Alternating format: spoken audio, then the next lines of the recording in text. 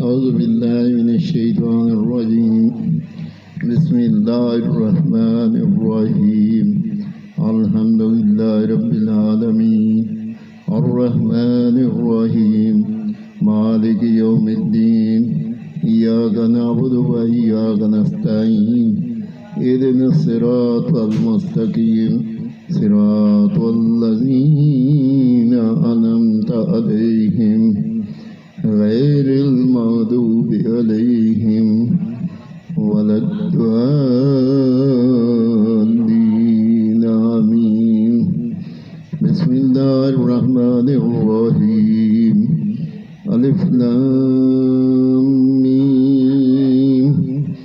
ذلك الكتاب لا ريب فيه هدى للمتقين الذين يؤمنون بالغيب ويقيمون الصلاة ومما رزقناهم ينفقون والذين يؤمنون بما أنزل إليك وما أنزل من قبلك وبالآخرة هم يوقنون أولئك على هدى من ربهم وأولئك هم المفلحون إن الذين كفروا سواء عليهم أنذرتهم أم لم تنذرهم لا يؤمنون ختم الله على قلوبهم وعلى سمعهم وعلى أبصارهم غشاوة ولهم عذاب عظيم ومن الناس من يقول آمنا بالله وباليوم الآخر وما هم بمؤمنين يخادعون الله والذين آمنوا وما يخدعون إلا أنفسهم وما يشعرون في قلوبهم مرض فزادهم الله مرضا ولهم عذاب عليم بما كانوا يكسبون وإذا قيل لهم لا تفسدوا في الأرض قالوا إنما نحن مسلمون ألا إنهم المفسدون ولكن لا يشعرون وإذا قيل لهم آمنوا كما آمن الناس قالوا أنؤمن كما آمن السفهاء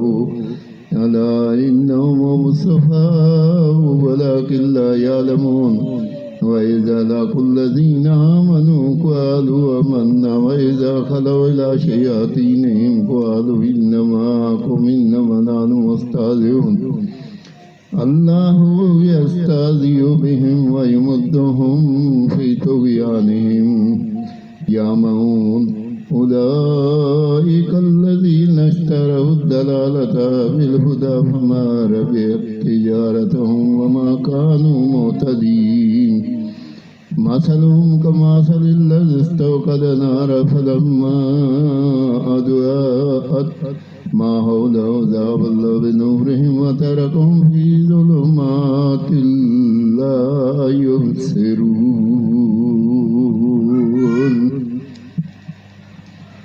صم بكم ينفعهم لا يرجعون أو كصيب من السماء فيه ظلمات ورعد وبرق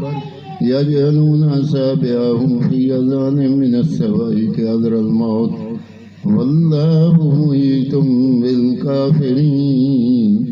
يكاد البرق يخطف أبصارهم كلما أضاء لهم مشوا فيه